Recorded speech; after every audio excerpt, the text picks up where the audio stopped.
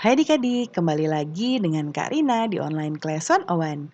Kali ini kita akan belajar kelas 5 tema 7, subtema 3, peristiwa mengisi kemerdekaan. Di pembelajaran 6 kita akan belajar Bahasa Indonesia, PPKN, dan SBDP di halaman 196 sampai dengan 202. Adik-adik gimana kabarnya hari ini? Semoga semuanya dalam keadaan sehat ya. Nah, kita akan mulai di pembelajaran 6. Ini ada beberapa bacaan ya adik-adik ya. Boleh adik-adik baca dahulu. Dan juga ada teks bacaan dengan judul Menghargai Jasa Para Pahlawan. Nah, kemudian berikutnya pahami bacaan di atas, kemudian tuliskan cara menghargai jasa para pahlawan bangsa. Dibuat seperti ini ya. Nah, Karina buatnya mendatar ke bawah seperti ini. Nanti adik-adik bisa pilih 4 mau tulis yang mana. Ya, Karina buatkan 8. Yang pertama, lebih mementingkan kepentingan bersama di atas kepentingan pribadi. Yang kedua, saling menghargai dan menghormati. Ketiga, memiliki semangat cinta tanah air yang tinggi. Keempat, belajar dan berusaha dengan giat. Memperingati setiap peristiwa bersejarah. Kemudian yang keenam, melaksanakan nilai-nilai Pancasila dalam kehidupan sehari-hari. Ketujuh, menjaga keamanan dan ketertiban. Dan kedelapan, mencintai dan menggunakan produk dalam negeri. Kemudian berikutnya, ayo belajar dari masalah. Nah, ini ada beberapa skenario ya atau masalah.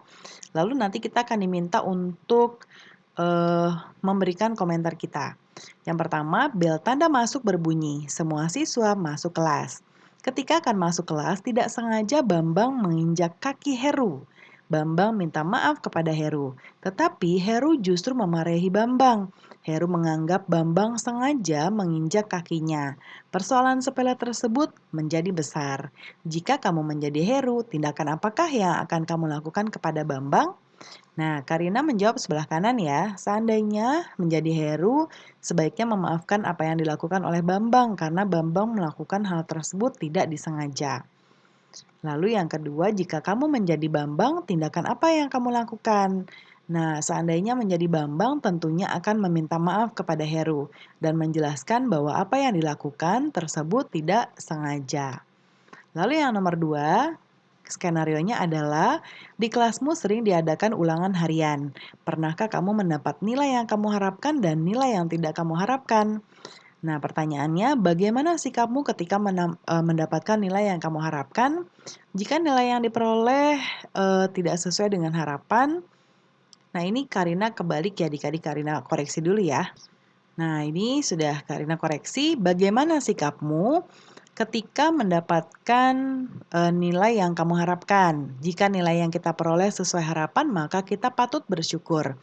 Nilai yang diperoleh saat ini dijadikan penyemangat agar lebih giat. Lalu bagaimana sikapmu ketika mendapat nilai yang tidak kamu harapkan? Nah, kalau tidak sesuai, maka jadikan hasil tersebut sebagai pelajaran agar pada ulangan yang akan datang kita akan memperoleh nilai yang lebih baik. Yang nomor 3, di kelasmu akan diadakan ulangan. Kamu ingin mendapat nilai bagus, karena itu kamu pun belajar dengan tekun. Bagaimana sikapmu saat menghadapi ulangan? Apa alasnya? Nah, ini alasannya. Nah, ini disesuaikan dengan sikap adik-adik ya.